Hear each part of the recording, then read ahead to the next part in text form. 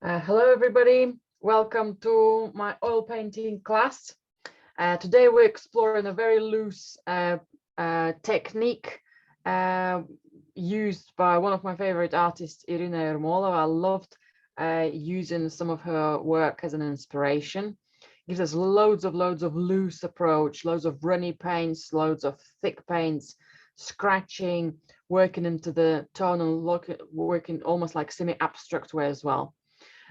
So we're going to do a couple of color combinations, well, color mixing. We'll need a couple of sheets. One will be there for color mixing, and another one will be for painting one of the elements from the image. Maybe we'll pick up one of the chickens here. I'll practice how to scratch and lift paint before we actually do our painting. So I will be using a large soft synthetic brush today. So if you've got one, that will be brilliant, or any soft synthetic brush will be good as well. I also have a palette knife, and I have one of my wooden tools from the canvases, which I can use for scratching, or the back of the brush, or even the edge of the palette knife is good as well for scratching the paint. Okay. And color-wise, so far I have some white, cadmium yellow, ochre. As I'm looking at the work, there's immediately, well, there's a small amount of crimson for the chicken's heads, and that lovely redness present in there. Violet, I can see immediately how it will be connecting with my ochres and some of the yellows, how to make some of the grays, and some Payne's gray. I will add some green actually now as well. I'll probably use some emerald green or phthalo green, but we'll be mixing it. We're not going to be using it on its own. I might use a tiny bit of blue later on, or I might need a droplet of it. But let's start with checking some of these colors and finding out what's going to be working for us here. So I'll start with some of the lighter tones. So I can see loads of yellows. So that's going to be an easy option of using some white and some yellow together. Okay. What we will need at one point is to check the consistency of the paint. Okay. Sometimes we'll need to have that paint quite runny, sometimes quite thick. So what I'll do now, actually just do it now this sideways. So if I'll put a little bit of thicker paint here, and I'll also try and apply some of the very diluted paint. So if I'll just do a dab of paint, maybe wipe my brush from all that thickness of paint. Would have been easy if I would have done it earlier rather than loading my brush with loads of white, but it's okay. Right, and I just want to see how it will start how it will start maybe collecting the oil in a different way. Okay, and the kind of the thinness of the strokes or the thinness of the layers, how it distributes on your paper. Now I have quite a shiny paper, so it might be it's imitating my surface of the board in a similar way. If you're doing it on a normal paper, you might not have an immediate response to the paper. It might not run as quick. But as long as it's loose, that will be quite nice to work on. Okay. And I'm going to mix my yellow, runny yellow with a dab of runny ochre. And I want to see how maybe some of that will work here as well. That's quite nice as well. Okay. So we'll be using quite a bit of oil today.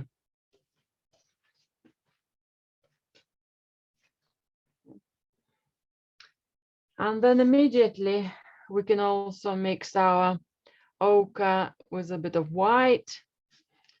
maybe a little bit of yellow still here. So it's quite a nice yellowish ochre color. So it might be something we want to use more solidly. Okay, so totally different consistency of the paint. So our first layer is going to be quite runny, and then they will be followed by some thicker layers. And next, I'll add a small dab of emerald green. Honestly, I just picked up a minuscule amount. Okay, that's great. Maybe just tiny bit more yellow, tiny bit more ochre into that. Okay, it's just taken over my green. So if I'll do a little bit more, that's plenty to have that lovely warm green. Okay.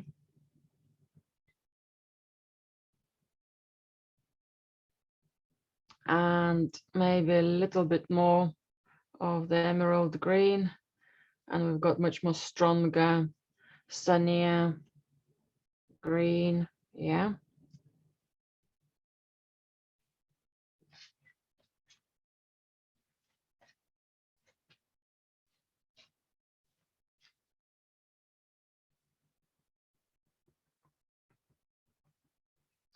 So that's very straightforward.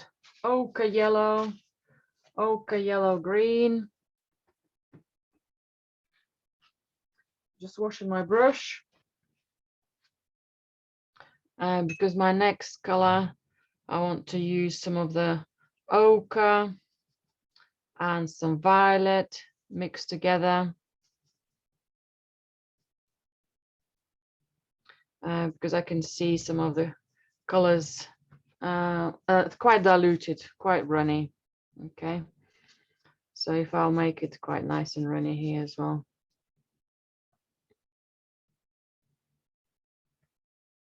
Can make it a bit more violety.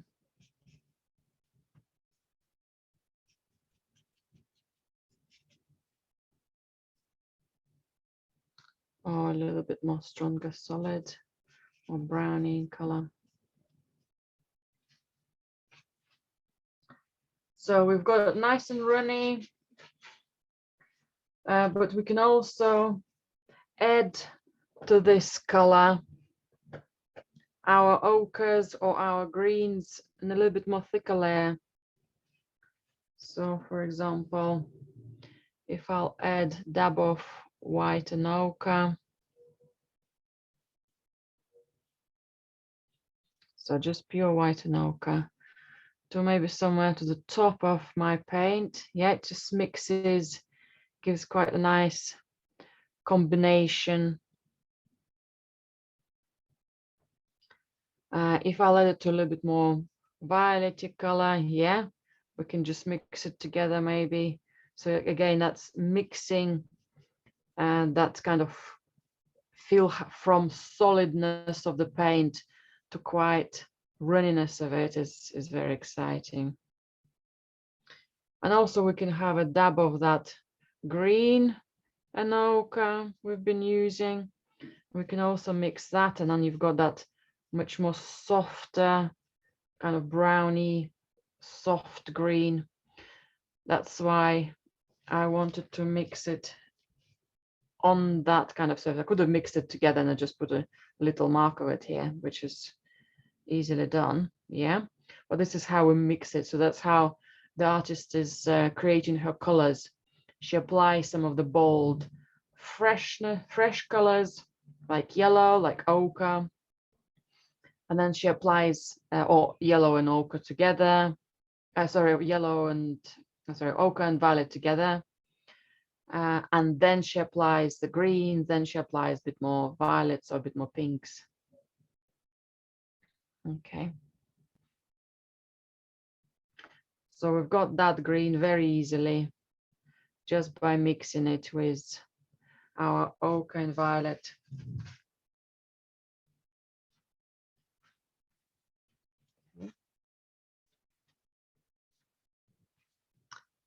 And we can also lift color. So if I add to my brush, I'm just gonna give it a tiny bit of a wipe, or you can pick up a clean brush. I'll give it a little bit of a wipe here. So I have tiny bit of turbs in it, or oil, and so it's moist, and then go over my color anywhere we want it to. We can lift small sections, larger sections. The more oil I'll apply, yeah, or turbs, the easier it will be for me to make it that clean wipe. Now, if you're just working on a paper, you might not have a perfect clean wipe. So just hold on in there. When you start painting on your board, on your canvas, you will have that effect happening much easier, okay? Same as you can do a bit of scratching. Where you have some thicker paint, you'll be able to scratch. I quite like those wooden wedges. I think the wood is nice and soft in there in comparison to the back of the brush. Let's give some lovely lines. So from narrow to wide to, yeah, playfulness of the line could be most wonderfully used.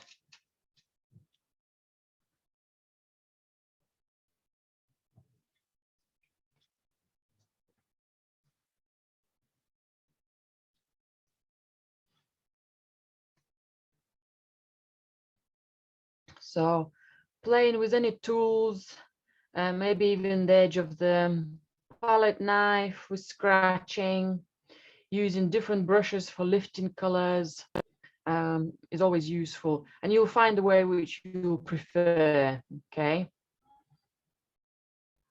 And then finally, I want us to try another color combination, is some more solid violet, but with some oil in it. So it's a runny violet, okay? And some runny Payne's gray, and how that again in that runniness could be mixed together, how we can create some of the textures for the cockerels. So if all that one is nice and soft, and then if we have a tiny bit of a dab of white, I'm just going to soften it. My brush is not clean, so it's not going to be pure white, which I want exactly how it comes out. So tiny bit of white on the brush, so the paint is less runny, and maybe adding it somewhere so it combines with a very runny paint. Yeah, kind of mixes it. Runny paint and more solid paint gives us beautiful texture, gives you beautiful quality of the paint. This is what we'll be using for the cockerels later on. Okay.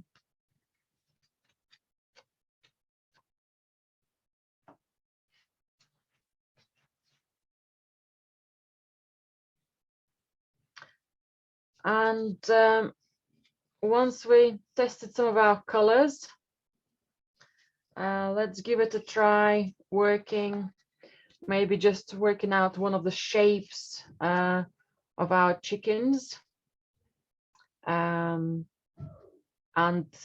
just explore the technique. Now I can see the black cockerel. I think maybe that's the only cockerel here. All the rest maybe chickens. He's got more of a posture. We've got that gorgeous tail. So he probably is going to be painted reasonably easy, because there are just loads of those violets and Payne's grays, and there's small scratches and just subtones of those colors, and obviously the colors around it in the background. But what I'm interested in as well is this chicken, which is leaning towards us, kind of all leaning towards the ground. And it has a lot of smudges, and it has loads of texture in it.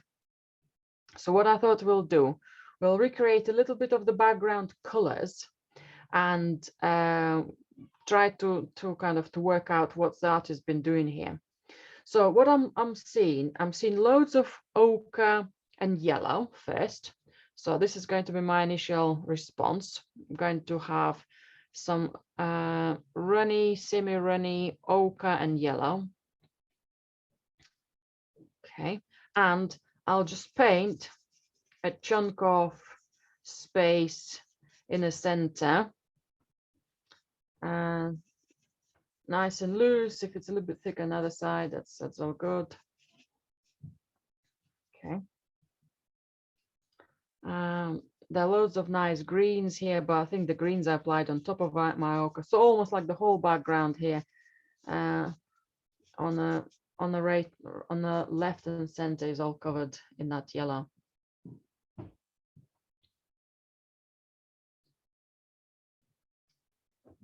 What I'm seeing next is there's some browns and violets present. So if I mix with my ochre and white or whatever I had on my brush, some extra violet,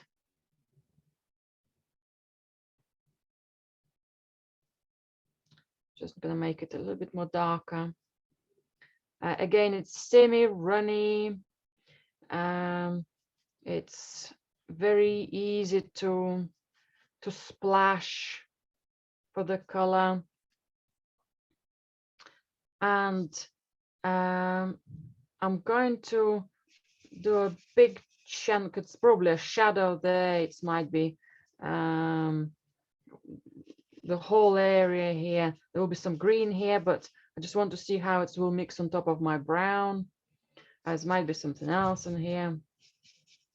Let's cover the whole corner here. Okay.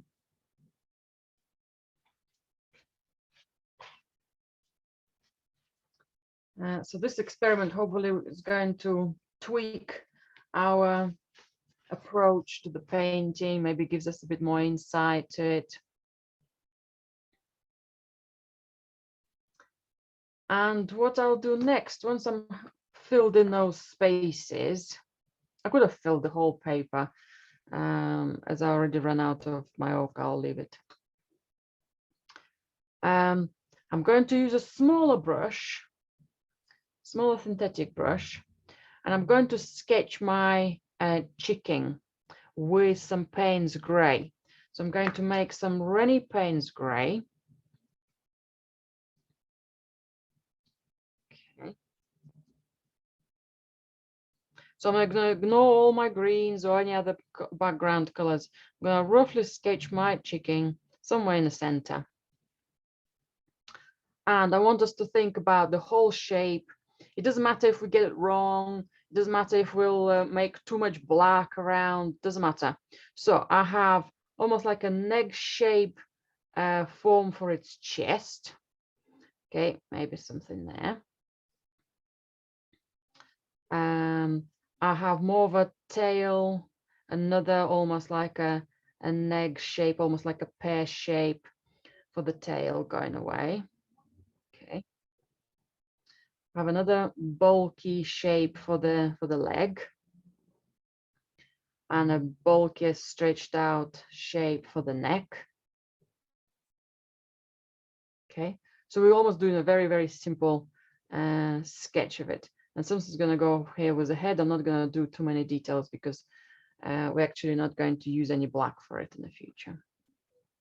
But I have an interesting shape, which my Payne's gray will be supporting us. Okay. Maybe the leg. So the tail, maybe I can make it a bit more fluffy or wider. Okay, where that the feathers, the wings go together. Maybe the tail's going to go a bit more higher.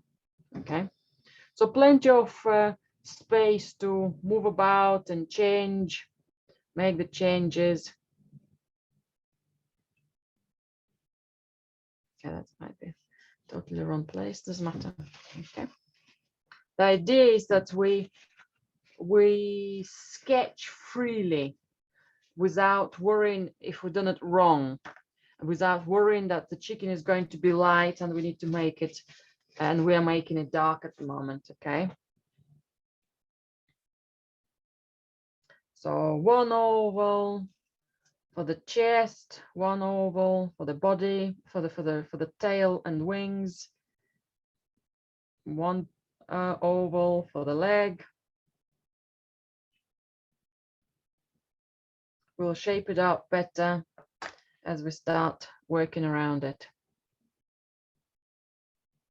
Okay, and now I'll start working with my background. I'm going to start looking at the shape of the chicken and just the background color. So I'm interested in that lovely green. So what did you do with the green?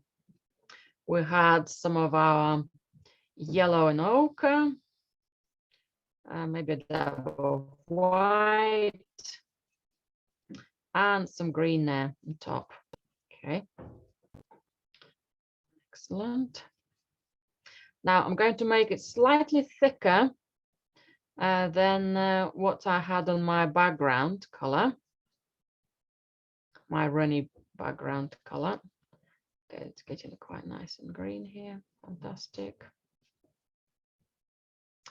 And I'll apply it maybe at the back here.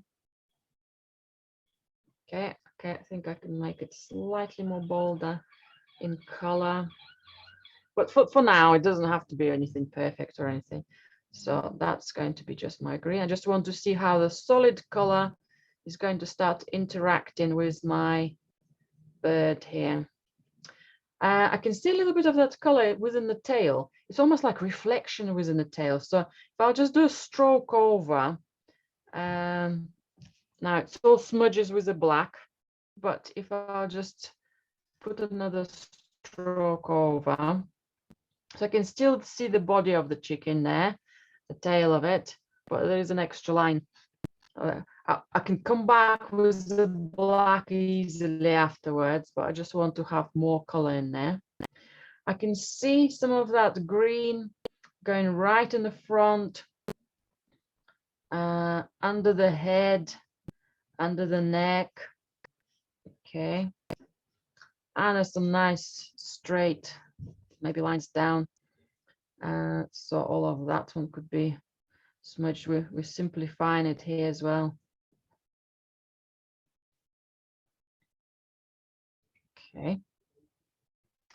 I want to mix now this green with some of my brown here in the corner, and I'll just apply it on top, and that will give me a beautiful brown to what I wanted. Anyway. Okay.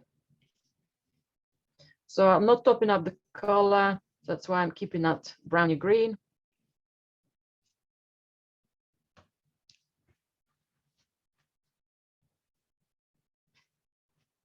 Okay. Looks like there might be a fresh stroke somewhere. So that's little nuances like that could happen anytime. And so the artist is not thinking, should I be painting it this way or that way? She just applies fresh paint. Let's say I'm going to go for more fresh yellow and ochre, a little bit fresher here. And I'll just work over the top of the bird here for the background. And it just mixes the color with existing tones. And it gives me a nice, softer shape, softer shade of brown, of green. And I can do a little bit of the same color over the chicken itself. If it mixes with the black, it doesn't matter. Yeah, if we can have a cleaner color, that's great as well.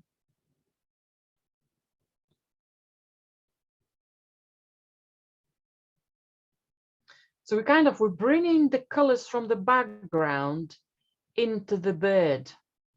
Okay, what we painted above, we're painting on that side of the bird. If we painted that green, if we painted that lighter green, if we painted that browny green, let's get a bit of browny green into the tummy of the bird here as well, into that leg. It's almost like reflecting it all.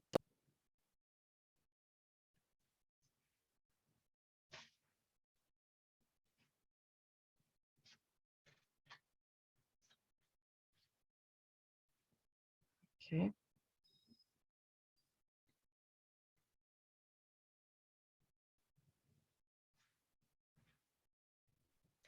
Julia, can I ask you what you're using for your mixture? Have you got liquid in your mixture as well? So far, I just got tubes.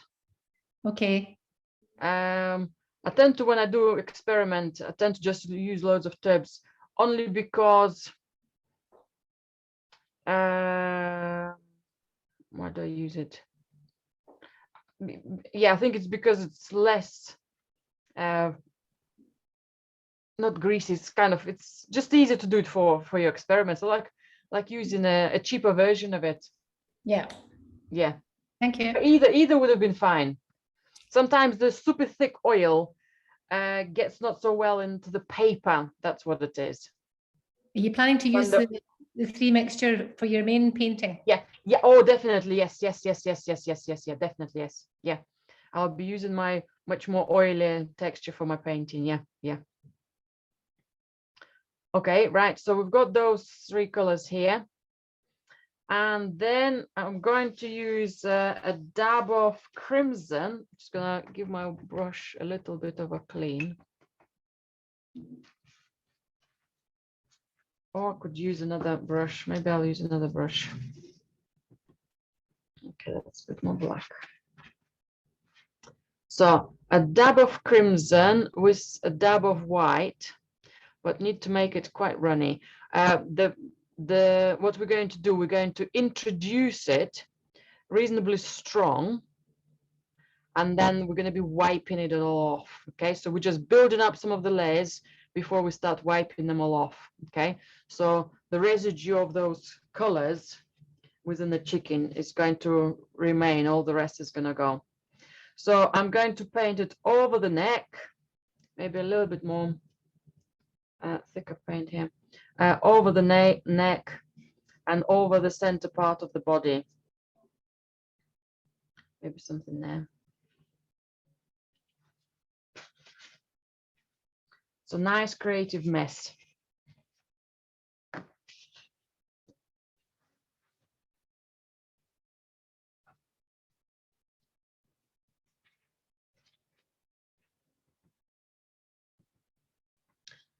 And then the fun is going to begin once we filled everything. Because we're going to start now lifting some of the color with a brush. So I have rinsed my brush a little. There's a bit of tubes or oil on it. And I'll start introducing a few strokes, cleaning my brush and lifting some color. Okay, so I can do some of the round strokes. I can do some smudging of the color. Depends how much paint we applied. It could be all looser, or it might just need a little bit more encouragement to be lifted. Sometimes just a little bit of extra oil, and you can just start lifting it off. So I'll just keep wiping my brush or bringing that little bit of chunk of tubes in. Okay, so maybe somewhere a little bit on a neck, I can lift it. Maybe at the back of the neck, there is a little highlight. If it doesn't lift, keep wiping your brush, keep giving it another little clean.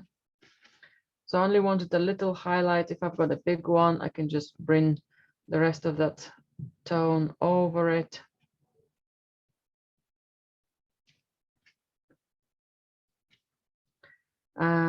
We can do varieties of textures, just see what feels right for you. So we've got almost like semicircles around the necks, feathers. Yeah, how those layers building up. A bit more lower here, kind of lower chest, have a nice whitish stroke. So I'm just cleaning off that space. If it helps using a cloth or tissue, sometimes it's another option of doing it. But if you have got a lot of paint, sometimes it's, or if it's very small scale, well, ideally it shouldn't be too small. Otherwise, yeah, it's quite hard to work on it. Then I have another one over the leg. There's a lovely stroke to show that three-dimensional effect of it. Yeah, it's fullness. And then the front, maybe we have got a bit of ochre, white, or I could have just lifted a little bit of it. Sometimes that lifting is easier and looks much more natural than applying the color. So I'm going to lift a little bit more, some more here, and then on the side of the leg.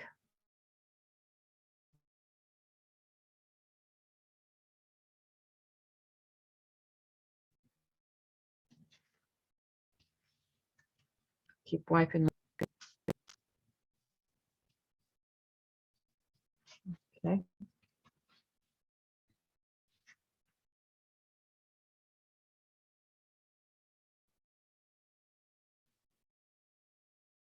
Looks like maybe a little bit more of a highlight on the back here.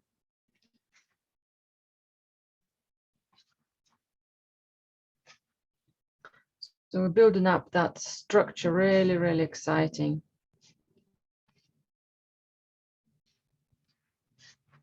Keeps it quite feathery, keeps it quite sketchy.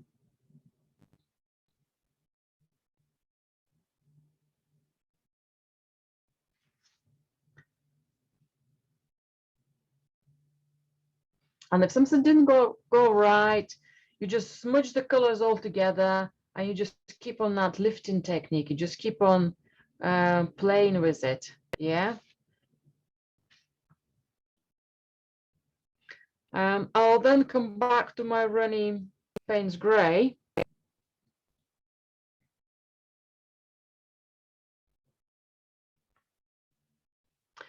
And almost go and find exciting corners, exciting, a bit more sharper edges. For example, next to the head, there might be a little line, almost like a tiny bit of a sharpness of the lines there. Yeah? Maybe somewhere in the corners here, maybe somewhere next to the bottom part of the leg. Kind of playful strokes. Maybe this is going to be part of the background, something a little shadow or something there. Maybe on the almost outline of a chicken, just following some of the its silhouette, seeing how the strokes will come with the background. You can merge it a little bit with the background.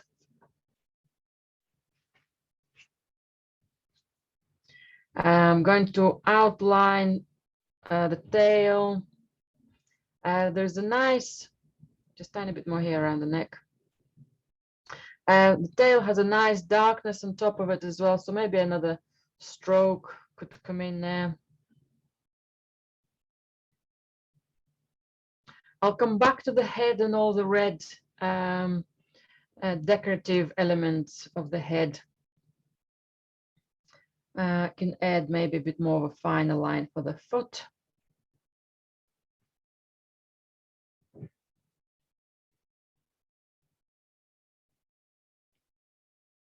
Maybe let it more disappear rather than tell too much. I think I can see what the artist is doing here. Probably similar to what's happened to me, a bit of a smudge, so we can lift a bit of color here as well. So we just have a nice clean corner here, nice highlight.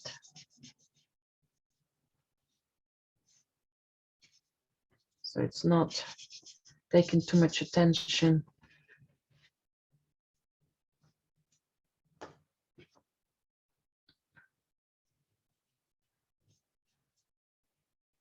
But I don't want to make a perfect shape or anything. I'm just interested for you to mix the colors and see how that technique comes together.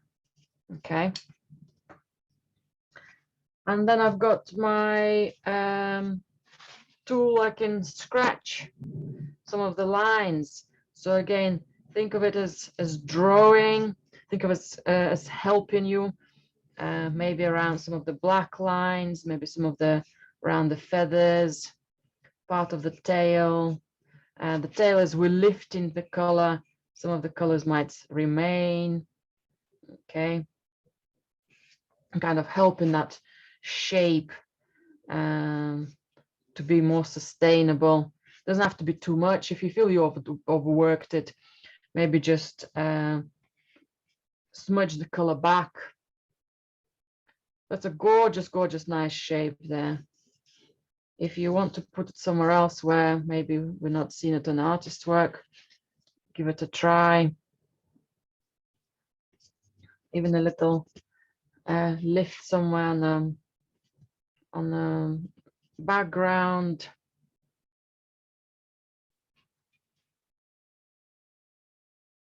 Yeah, makes it very exciting.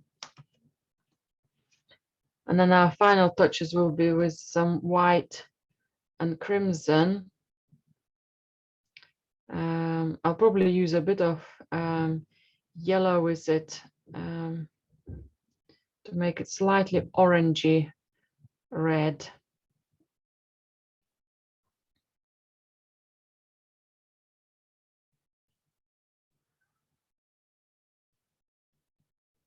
And apply a couple of strokes. Maybe it's not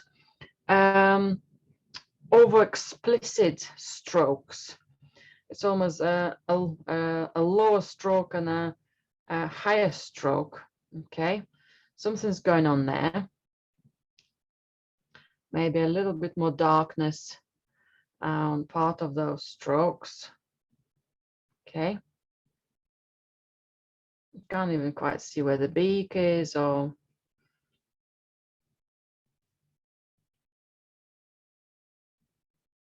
there's even some of that green color going over it. So that's a perfect way of showing how not to paint all the tiny details. So I picked up some of the similar green color from the background. I might just put a gentle stroke. So it's there, but it's not, you know, overly telling us huge information about it.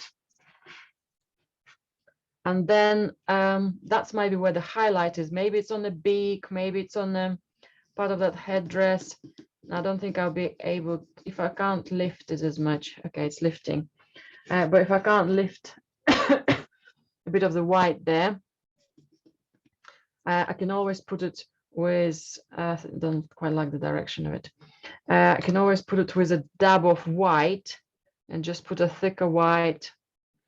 And that's a classic way of doing some of the highlights. Yeah. So some sort of movements happen in there. Gives us that enough information of what it's going to be.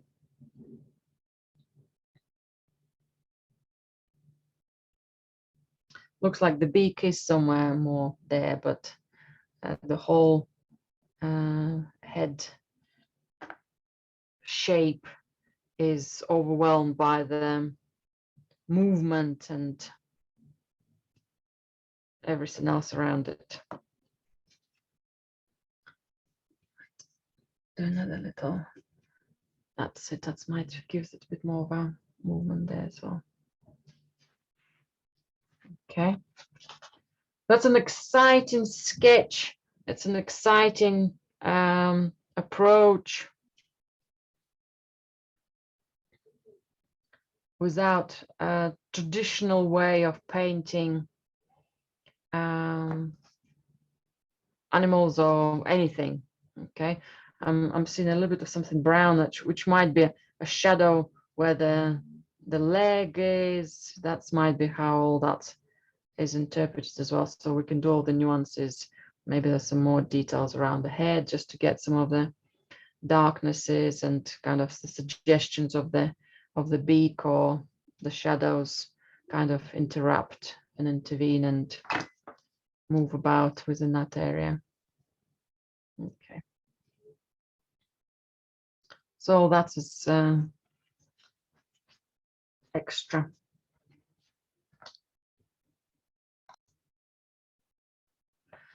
And right, now we're going to sketch our composition, but we're going to sketch it in large scale.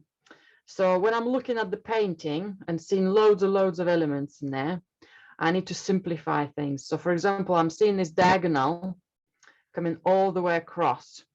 And I'm also seeing that most of my background is covered with yellow and yellow ochre. And maybe we can even lift some of those strokes. I think maybe this one is even applied in big stroke of white. Okay, so I just need to mix on my palette quite a lot of ochre, white and yellow first, and just block all of the surface. And that's why we have a white background. So once we do it, it will be all stain ready. So I'm using my 3 oils together. Yeah, so that's nice and oily surface. I'm using that long bristled soft brush. So this is going to be quite a lot of yellow. I have my fresh white here. Just picking it up with the palette next to me. And maybe a dab of ochre, mainly yellow.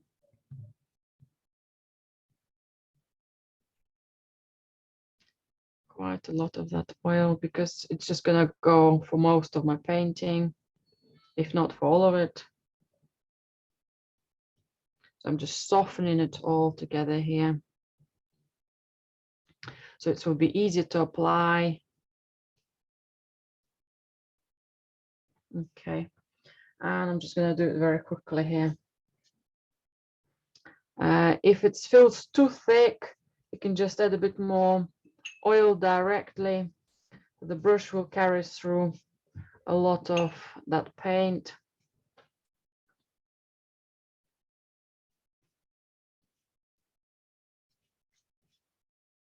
Okay, the screen is becoming very glowing. It's glowing at us. So it's quite transparent. I can see all the textures in there. So the more oil we have there, the easier it is. Because it's quite a thick oil, the 3 oils combination is much more thicker. It gives that beautiful texture.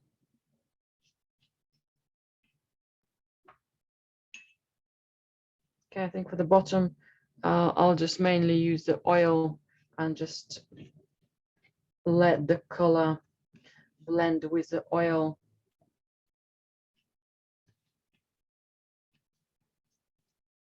Okay. And yeah, because the oil is quite thick, it might not run. It might kind of collect in some of the stroke shapes. But if I would have put it vertically, it might have started slowly drizzling. Okay.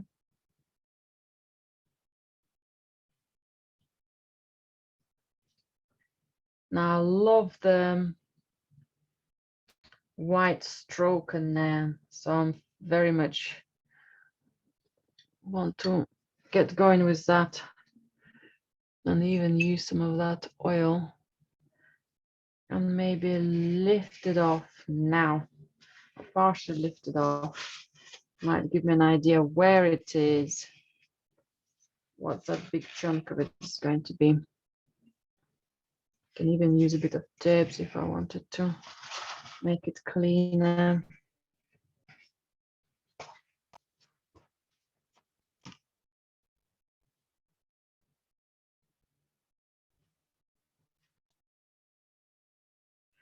So once we've applied our yellow, if it's a little bit too dry, just keep it in oil and just letting it kind of settle within the paint. Now I'm going to start introducing my other colors. So for example, while I've got yellow and ochre, I'm going to add some violet. So I'm adding some more violet to the same kind of palette, the same color here. And I'm going to roughly plan my shapes now. Now I can do my diagonal, I've mentioned before. So we've got a rough kind of division of the whole picture. Okay. I have a dark shadow for my black cockerel here. Okay, so some sort of shadow. So my violet with ochre and yellow doesn't settle properly. You can see those strokes. So just let it be. Just let it settle how it says. Maybe just let it put a few strokes like that. That's what gives the technique. When we had loads of oil, that's kind of the feel for it we want to have. Maybe a bit of something here. Maybe something on the top there. And just let it be. If it runs, we'll create some nice textures. If it settles in those little strokes, puddles, that's all good as well. Now in the center, kind of top part center, I've got that other small black chicken. So I'm just going to do it as a little box. So I'm sketching today in shapes. There's another violet shape somewhere there. Violeted brown. I'm not looking for perfection. I'm not looking for exact copying. I'm just looking for some of those browns. Now I have got my chicken, which we already been sketching here. I might just give it a rough, maybe size of the neck, or maybe just give myself a rough plan of how big it's going to be, just in case if I've got in the wrong place, maybe somewhere there. So if you do have it wrong, you can just wipe it off, or just leave it as it is, because we're going to be moving other colors anyway. So that's a perfect sketching approach in oils. So I've got maybe a shadow there. We know we already done part of that experiment. If we paint some ochre here and violet, we can paint the green on top later, and the green is no longer going to be fresh green. That's all lovely. Okay.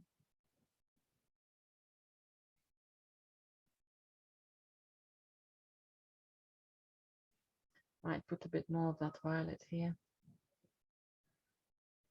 So I'm not interested in the quality of the strokes. We're going to be working over it shortly. We're going to kind of get rid of some of the texture. So big, soft, smooth, full of texture strokes. So we're painting and planning the composition in shapes. Yellows, violets to create browns. Now I'm going to introduce my Payne's Gray. So I'm going to start sketching my chickens. If they're in the wrong places, I'll just keep sketching them till I'm happy. Okay. So I'll use my Irena Payne's Gray.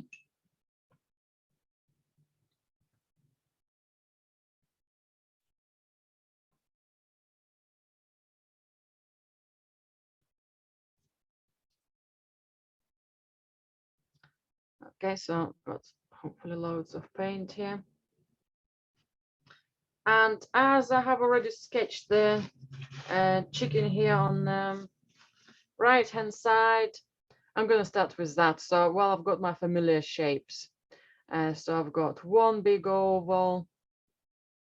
Because I have a lot of oil on my background, if my lines are not perfectly black, it doesn't matter. It doesn't bother me. I'm just looking for those sketches. So working around, ignoring all my browns or where the yellows are, where it's supposed to be or anything. I'm just sketching the bird. Okay, maybe that's a leg.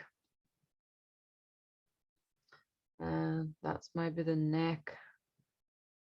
How that one's going to be coming in. So yeah, that's your freedom of sketching should be coming in here.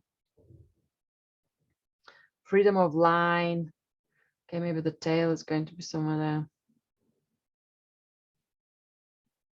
the leg, the foot, another foot.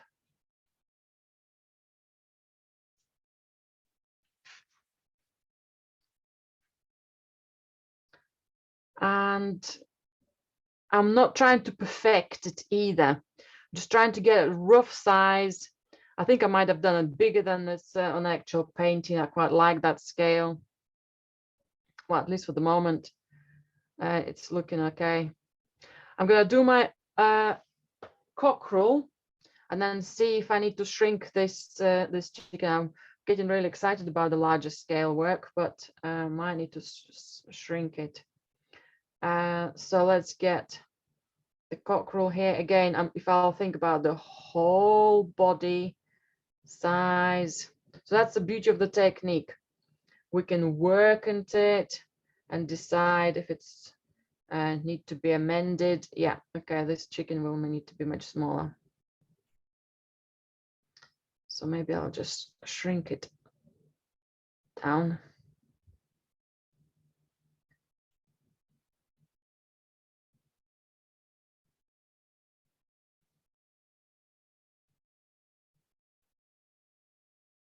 Shrink it and move it a little bit back. Okay. I think that's what I like about the technique. Instead of painting overly too precise, you can even just do things like that. Yeah, so it's almost like you rub things out, move things about, rub things out, because you know we're going to be smudging things afterwards anyway. So if you do any of these options, they're very helpful. They're part of the technique. Okay, so I'll do my tail somewhere here.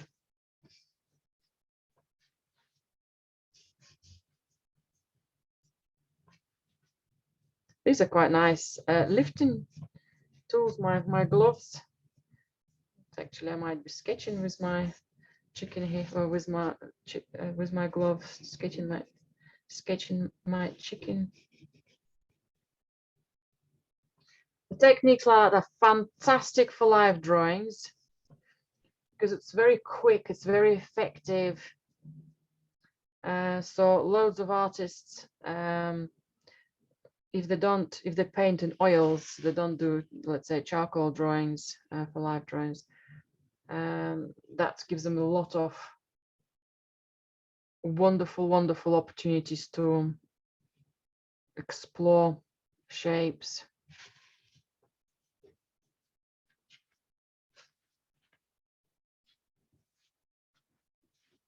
Okay. Still just checking if I need to move the chicken tiny bit more back, maybe tiny bit more, shrinking it. Okay, maybe tiny bit more, shrinking it. So I can bring my ochre at the back or more that brown at the back. Yeah, and almost like start from scratch. So if you lost your way about, it's not a problem at all. Maybe the head's going to be here.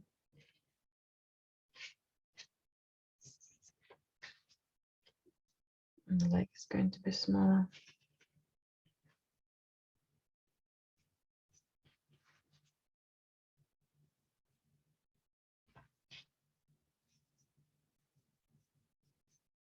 That lovely oil surface is your perfect background to amend things. Okay, let's get maybe the cockerel's body is going to be a tiny bit shorter here as well. Okay, and then I'm loving this tail. For the shape of the cockerel, I'll be looking for the silhouette, kind of the gap between the tail, its back, and the silhouette of its neck, to know if I've got the right character for the bird and if I've got the right kind of proportion. So maybe the head's going to be too high here, so maybe I'll use my brush to create some clean surface again. And what I'll do is cockerel, I will sketch it and I will kind of paint it with my Payne's Grey. If it's partially solid in paint, if it's partially smudged, just want to do the whole shape of it together.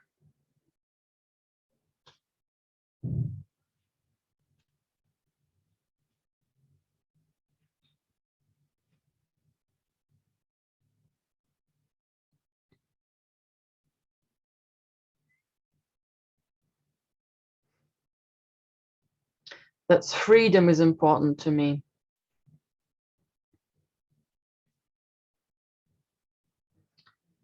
And then I have a third chicken, or the third bird, maybe second chicken, right behind the cockerel. And all I'm seeing is almost a simplified shape. The children draw the shape of a cat, of the head of the cat, that way, yeah? You know, like that, like 2 ears, center part, another ear, and the head, yeah? It almost looks like that. So if you think of a simple shape, then you're not going to be worrying about, is that the chicken, is that's what's I've done it, yeah?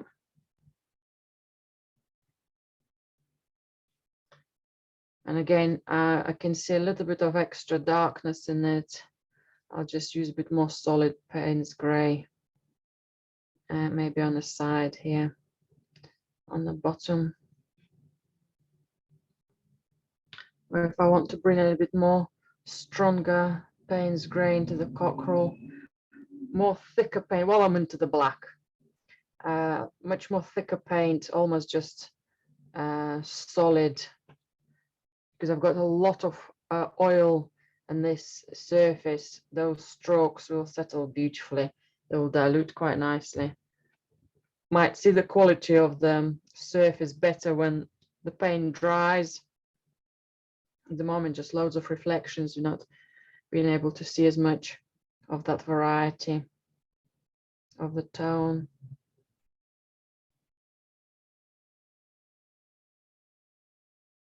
Something for his tummy here.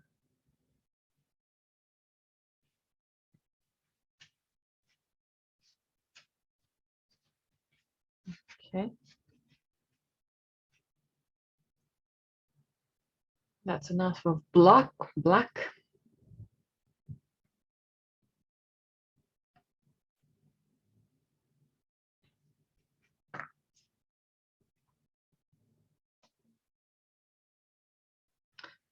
Now I'm going to start adding some green color, and it's going to be much more solid in paint, so it's going to be much more thicker.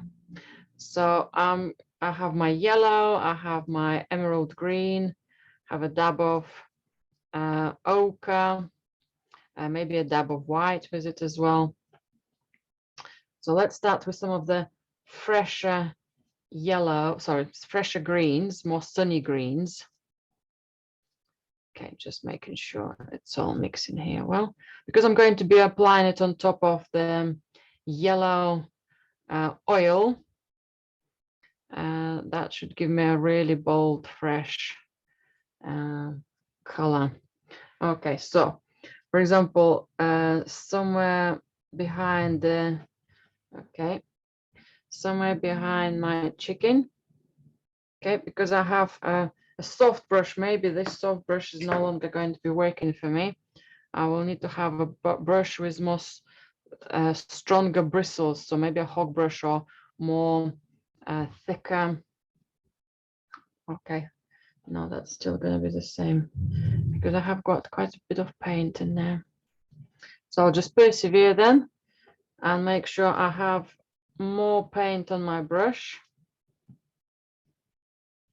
and it's less oily. Right, I need more yellow.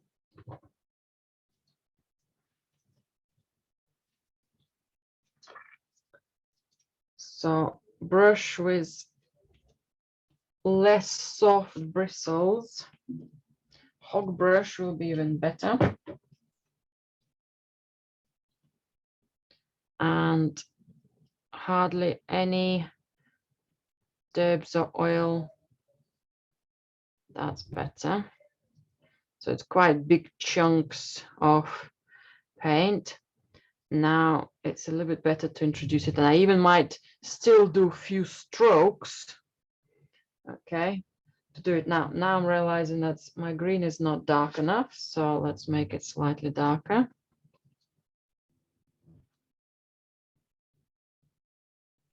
Okay, so chickens are free range. They're running around in a lovely green field. So let's make sure that they have that lovely green grass next to them.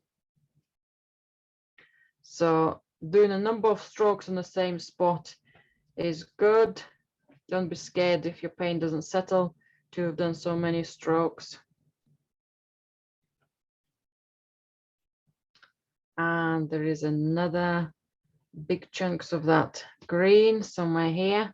If I'll outline it roughly first, then I know where to put my thicker paint. Every time I do a stroke on my painting, I'm lifting some of that oil. So I need to bring it to my palette, mix my paint there again, and then do another application, another stroke. Okay, that's better.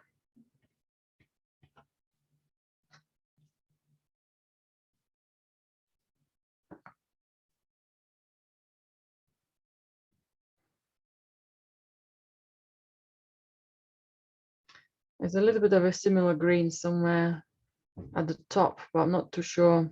I think it might be some of the plants there, some of the flowers maybe. Just a little reason just to balance it off with it.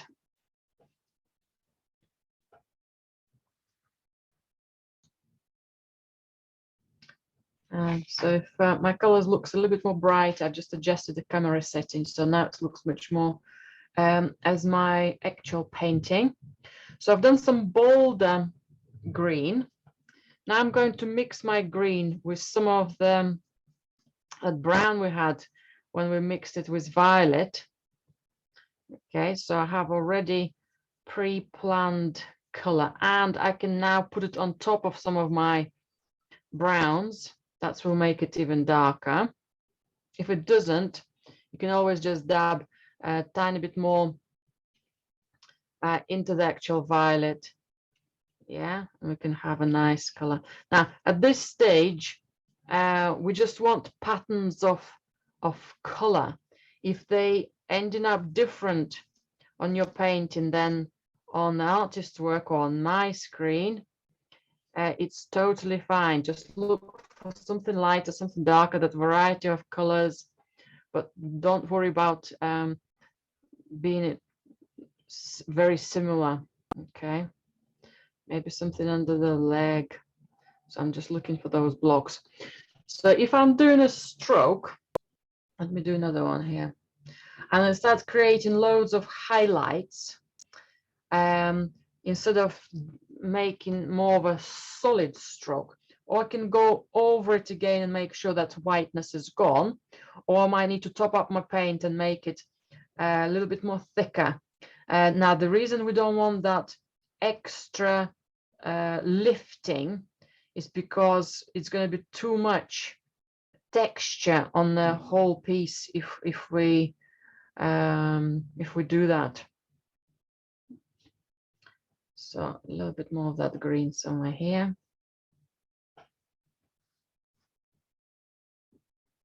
And somewhere here as well. Okay, I can see that my paint is becoming weaker.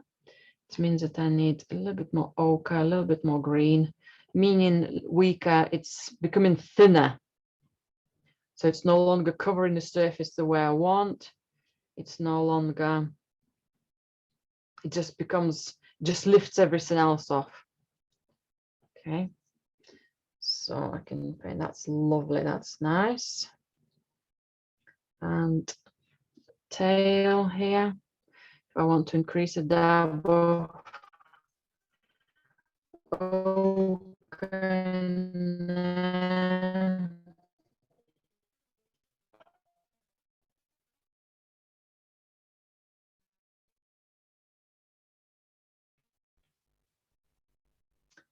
Looks like a nice shadow behind the cockerel duck here. And then smudge my green into that. That makes it much more exciting. Okay, this cockerel will have a green background here as well.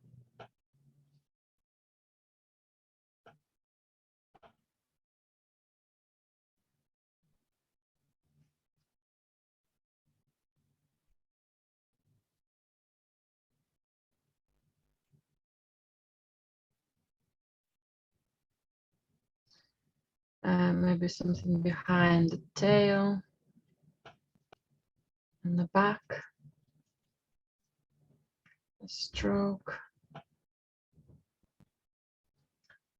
This one's got something about his head. I think part of that shape is going to be painted solidly with opaque color, with a bit of whitish color. So if I'm going to make it darker here first, I can make it lighter afterwards.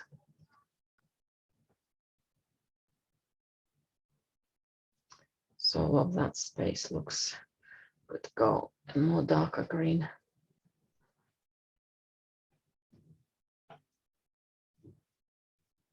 So I've got loads of strokes there because I know I can put some stronger opaque color.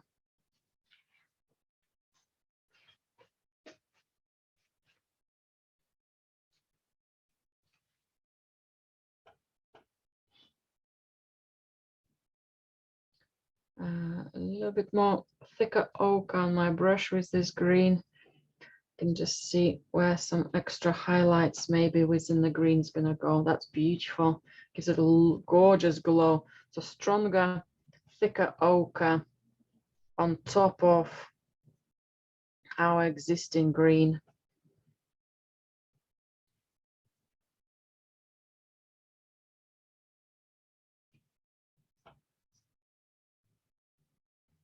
I'm going to be doing some smudges later, so if anything looks slightly odd or awkward,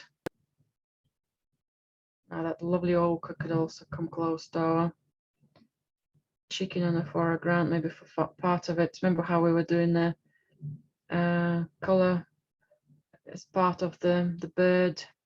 So I've got that green ochre in my brush. Maybe bring some of that ochre somewhere, part of the green here as well.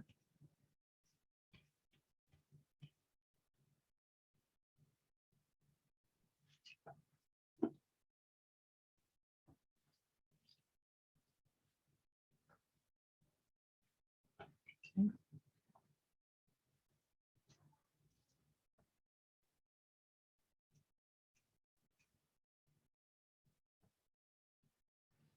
So any of the green, how it mixes on the background. Again, we still have a lot of messiness, but still loads of unclear shapes. We kind of, we know where they're going to be, but they're very free so far.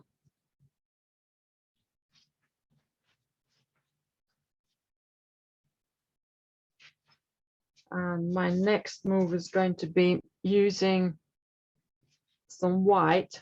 I've wiped my brush, but it's not clean. So I'm going to pick up my white, which is not overly clean here either, because I've been picking from, kind of adding it all the time to other colors. So not a perfect clean white.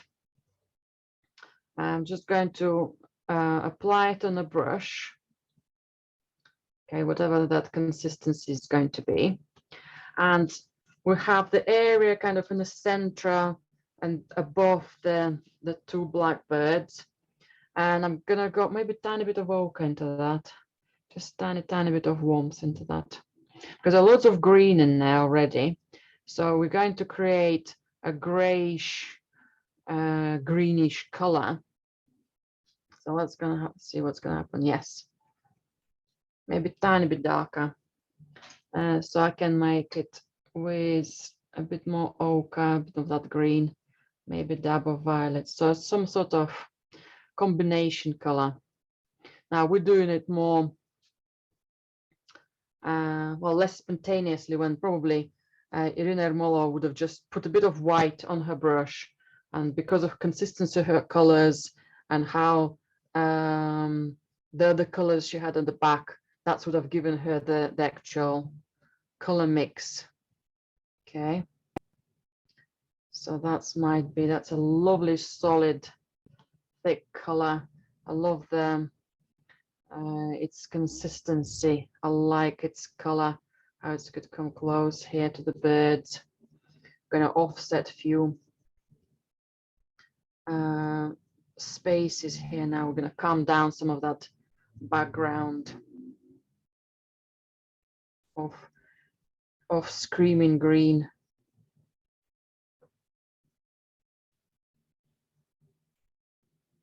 Okay, maybe even come close to the shape of them.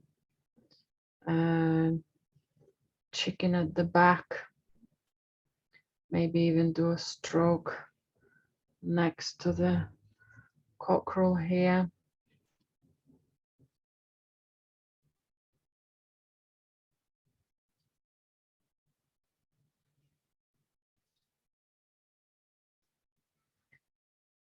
Maybe some more of these ones could be calmed down.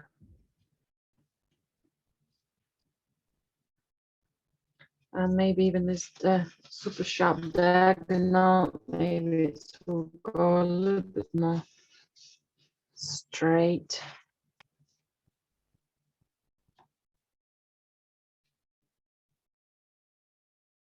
Okay.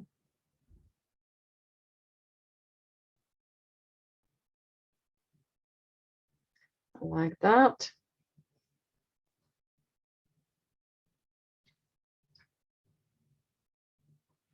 So now we've got the first block of color, which actually looks more of a block. So we shouldn't be seeing a lot of strokes. We should be seeing more of a flat color.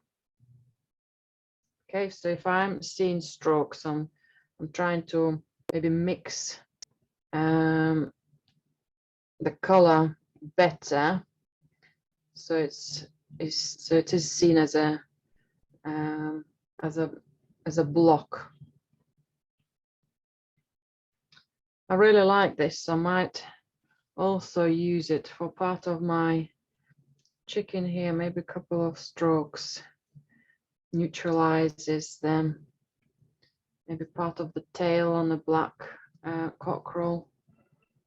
Maybe a stroke on the neck of the chicken, maybe a stroke on the back. I think they're kind of similar colors.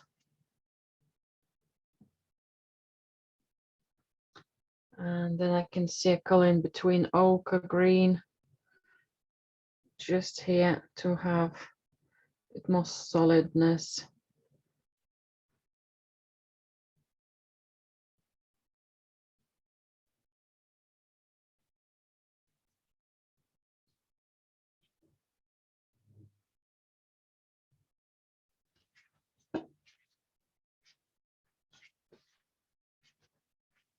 Okay.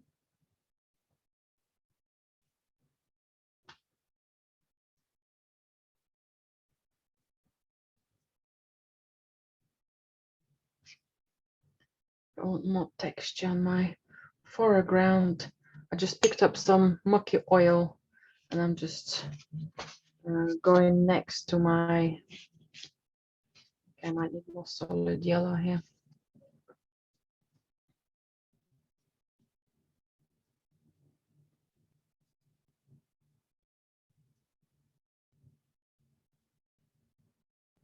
As I'm lifting this yellow, I'm just going to introduce a little bit more fresh yellow here as well.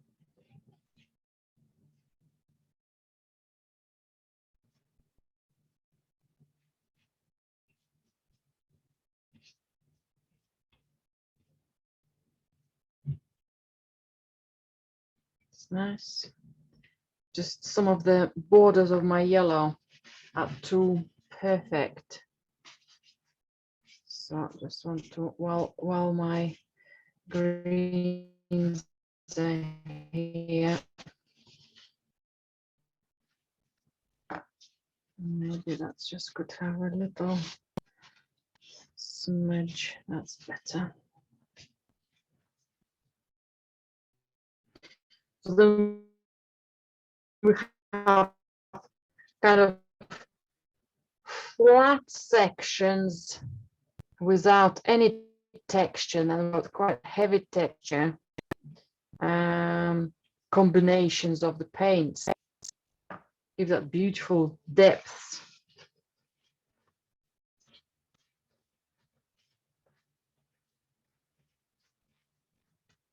Oh, I have a tissue in my hand. Maybe I'll sketch some of that space.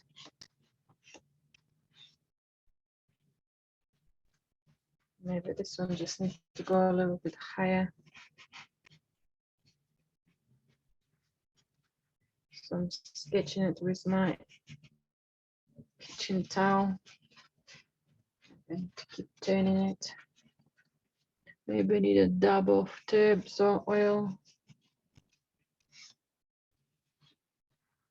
Excellent. Like that. Maybe I need a little bit of dab of oil to remove some of that paint and leave a couple of dabs of white. I don't know if it's reflection of light, if it's playfulness of the shadows.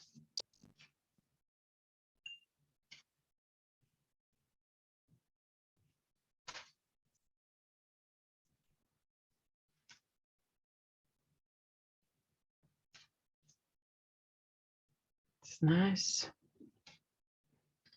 I quite like these strokes here as well.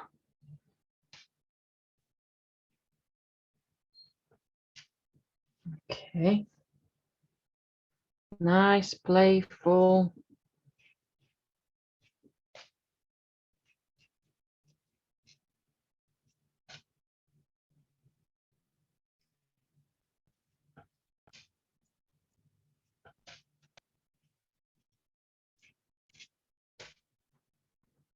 Okay, any other whites as I'm going into the big chunks of lifting of the background. Maybe I'll go somewhere higher. At any stage, let's say you've overdone the whites or you've done it and you don't like it, introduce a little bit more fresh yellow back or fresh green back.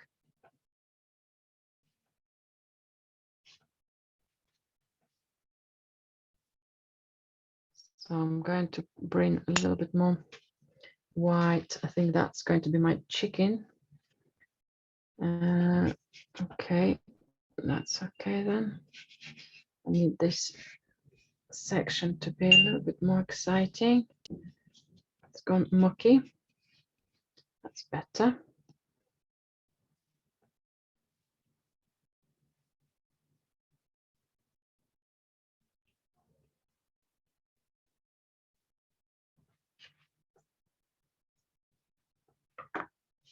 Maybe this white stroke will be just cleaned, or maybe I'll even put a fresh white over it later.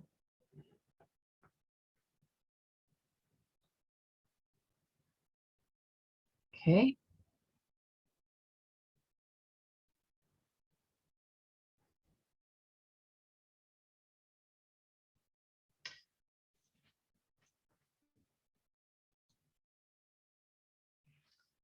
Right, now I'm going to sketch my birds with one of my tools, just to give me again some more ideas of their shapes, their highlights. So for example, the tail of the cockerel, I'll be wiping my tool off as well. So that's will give me much more cleaner strokes as well. If you don't want them to be clean, obviously you might want to preserve more paler colors or drag the colors. Okay, so we're gonna have the dress here. A bit of red will come in a bit. Maybe the beak. Okay, all these shapes come in. Maybe the leg.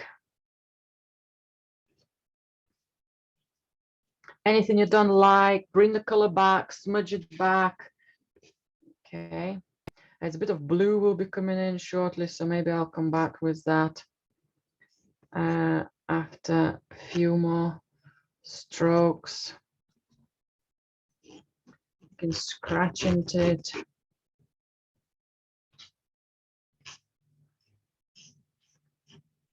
Some unruly lines, maybe they will be too much. I think my background looks too bold for it. Okay, so I'll just smudge some of that. Okay, maybe for that cockerel is enough highlights at the moment.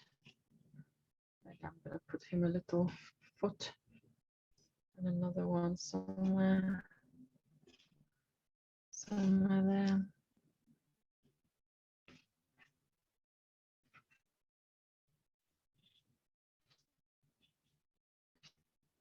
Okay, I'm smudging it.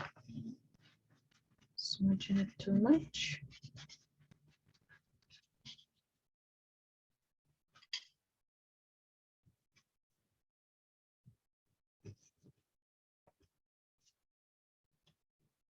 A long foot. Okay. And let's do my chicken here. Again, let's have a look for maybe some of those big highlights first.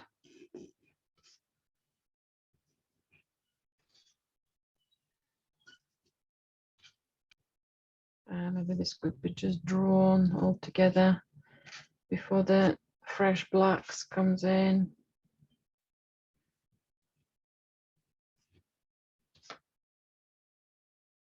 Lovely.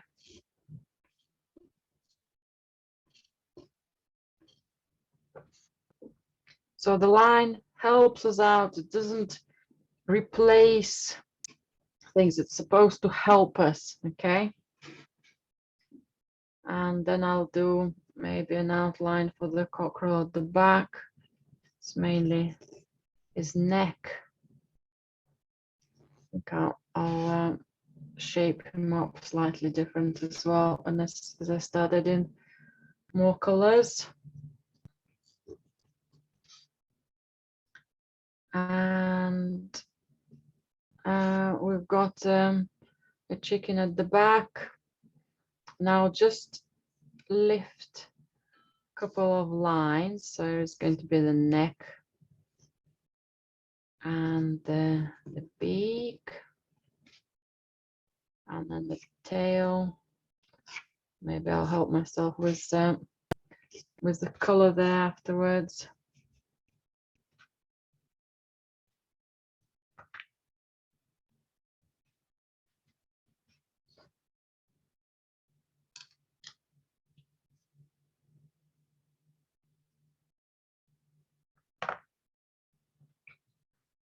Okay, maybe I'll help my with my brush to shape the silhouette of the background there as well.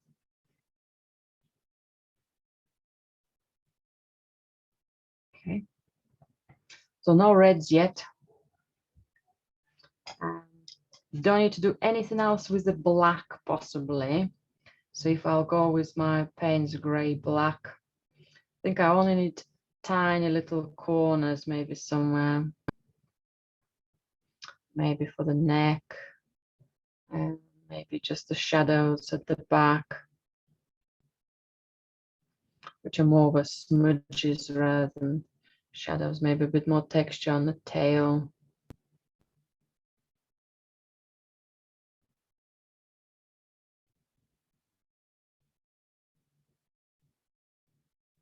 Quite like that shadow there behind its leg.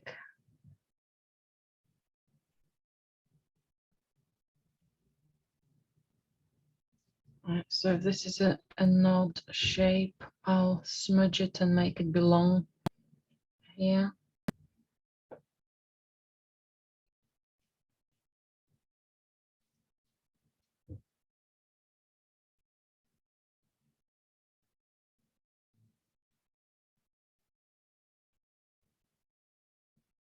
Maybe by smudging some of the shadowy colors, or maybe introducing another pattern here. Yeah, it's quite nice.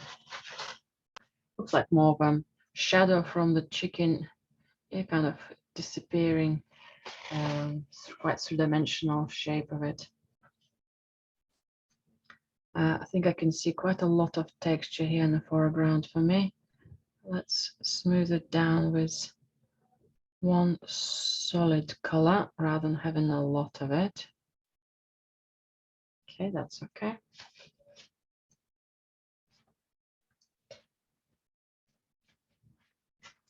And maybe let's introduce some of the reds, pinks and reds. Now I have a clean palette. I have my brush, clean brush as well. I'm going to load it with some white. And I'm going to add a small amount of crimson. Okay. Now I'm quite happy with what I've been working on my chicken, the light feathers chicken here. So I'm not going to go as dark in color as I think I was doing before. But I will introduce that pink color. No, maybe I do need it a bit more darker. And I want to work with my existing colors. Now, the more tentative I'll be, the worse it's going to be. So I think I'm going to have to go for it. So nice big chunks of strokes. That's better. The neck might just need to have a bit more color here. So I'm ready for smudging it afterwards. But what I also have, well, this fresh pink is here. So white and red. I'm going to put some of it for maybe some of the flowers at the back. So I'm going to put a few pinkish strokes. I'll do a stroke or two. I'm going to reload the brush. So this is a thicker paint. So that's might be the background. Maybe some darker pinks, maybe some lighter pinks. And my background appears a little bit more lighter. Okay, that's more exciting. Just making them slightly darker. That might be the flower bed there. There might be something else. Okay, looks like a nice darker corner of that violety pink. As a shadow, is just a bit of color in there. Just placing just something going on here. Maybe another group of chickens.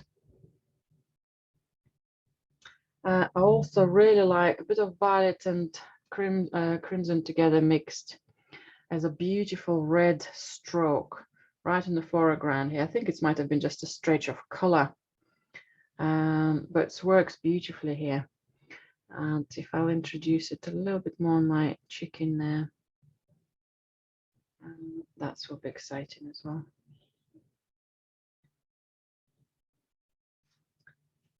And now I'm ready to, before I smudge, do more texture on the body. Actually, maybe I should do it now. Maybe I should do it first before I get going with the orangey reds and get my colors again mixing. So I'll work and lifting the color here. Look at the smudging part of it. Okay. Tissue.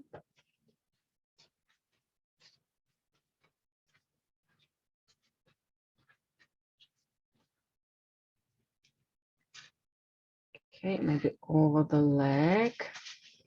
Another option is introducing slightly thicker white paint. If your lifting is not overly working, so I quite like this one now as well. Partially lifted, partially applied, thicker paint. Got that nice body. All right, and let's go for those highlights around the neck. Let's create some patterns of the feathers, get that shape of the neck a bit more wider.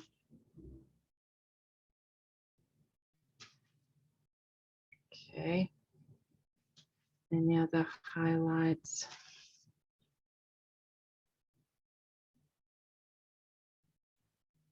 Good.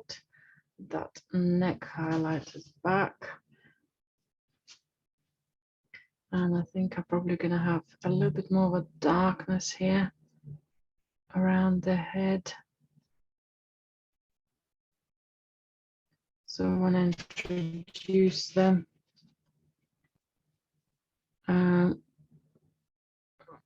Orangey reds. It will be ready, right? If I'm losing a little bit of the shape of the bird's neck, all I do, I bring some more black or lift it.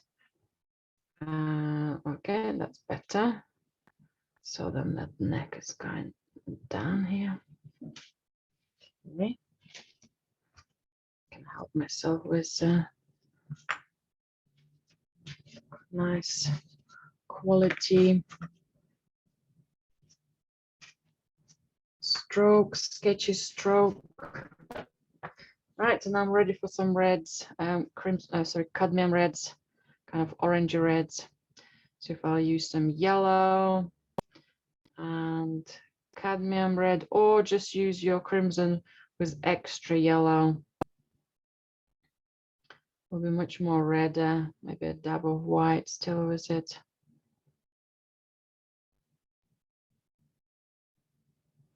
So if I'll start with a medium tone and then add slightly darker version, so I can see my stroke.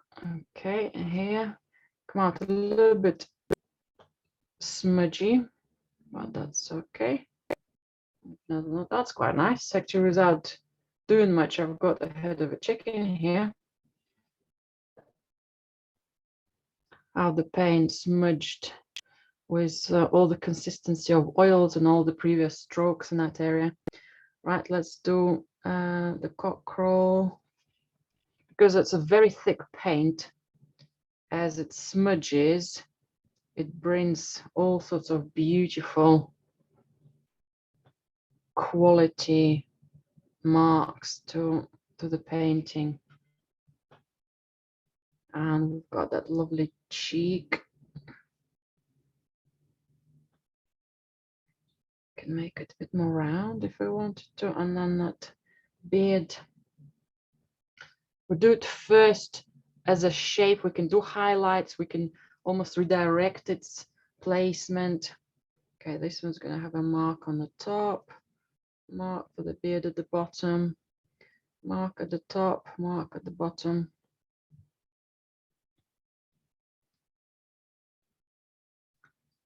There's another one, possibly another bird.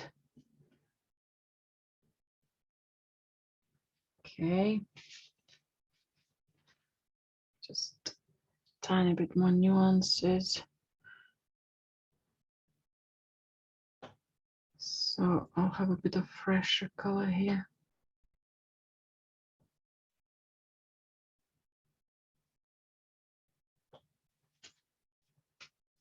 Okay, right.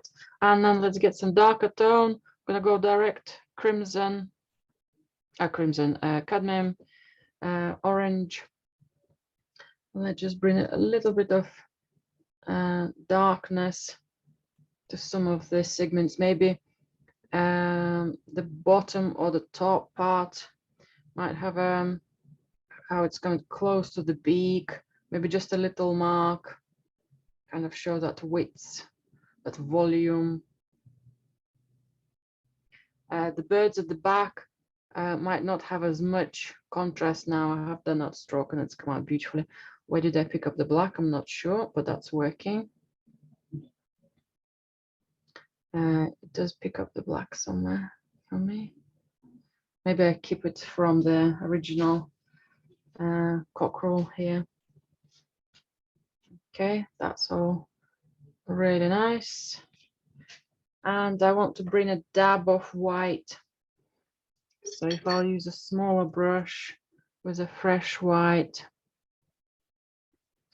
maybe a highlight. Okay, that's with a little maybe beak. Again, is it easier to do a scratch for the beak and then dab of highlight with white.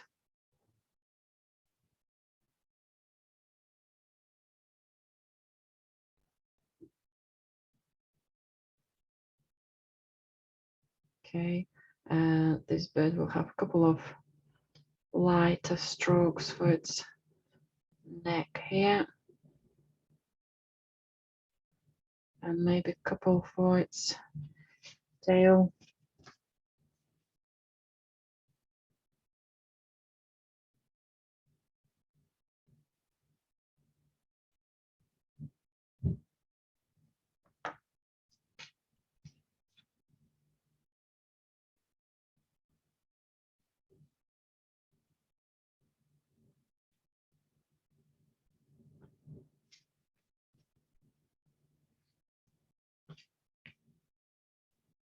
Okay, and again, maybe a little beak here for me as well. That's really nice. Good, good, good. Just separating my chicken at the back from the background. Any subtle color just to separate it a little.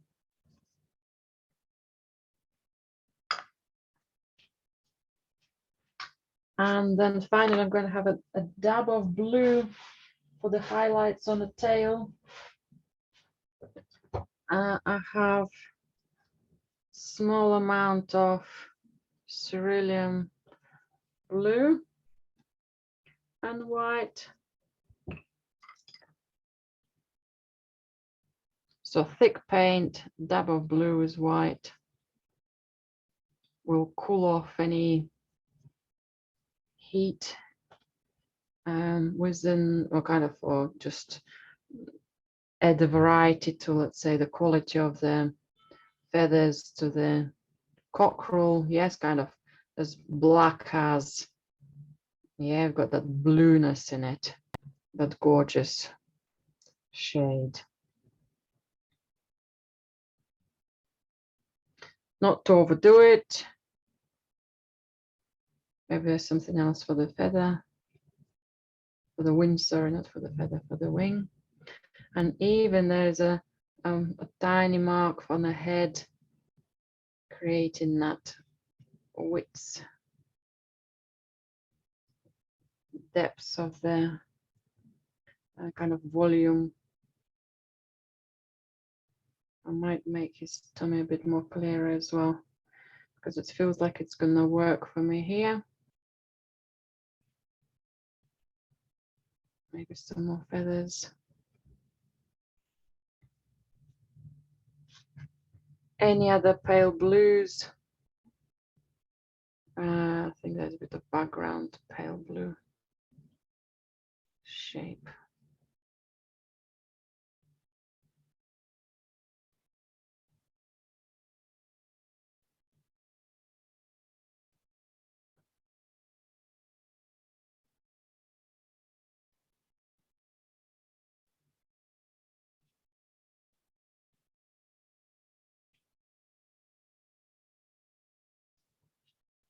I think that's better when it's didn't have that line.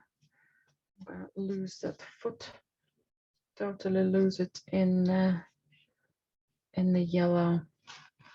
And it's in the grass, but I want my chicken's foot coming out a bit more clearer.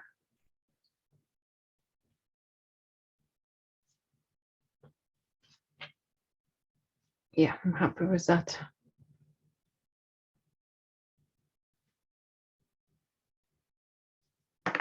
I'm happy with that.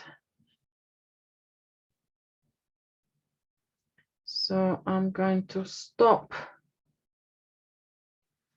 and evaluate as it dries.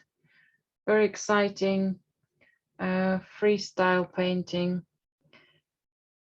Something hopefully maybe soften that one as well. Yes, that's good.